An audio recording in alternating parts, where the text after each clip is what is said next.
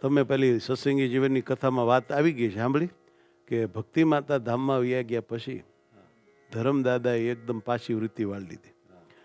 વ્યવહાર બધો રામપ્રતાપભાઈને સોંપી દીધો અને પોતે સાંખ્ય યોગ પાળવા માંડ્યા. આખો દિવસ ભાગવત વાંચતા અને ભજન કરતા, ક્યાંય પછી કોઈ વાતમાં ધ્યાન દીધું નહીં.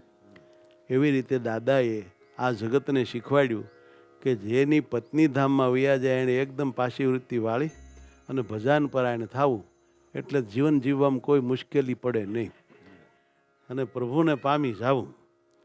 તો આ સુરેશભાઈ સવાણી સાહેબની કથા ખૂબ બરાબર જામી, આનંદ બહુ થયો.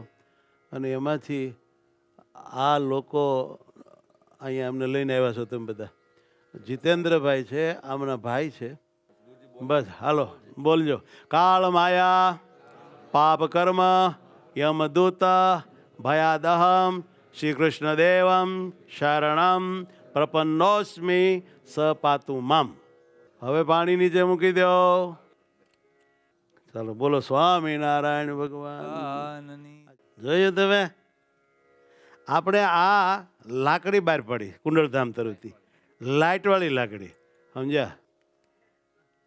કોઈ પણ સત્સંગી બિન સત્સંગી જરૂરિયાતમંદ માણસ કુંડળધામની આ પ્રસાદીની લાકડી જો ઈચ્છતો હશે તો જરૂર કુંડળધામ તેને લાકડી આપશે. આ લાકડી પ્રસાદીની છે, કુંડળધામની છે, સંતોનો આમાં પ્રેમ છે ને ભેળો આશીર્વાદ છે.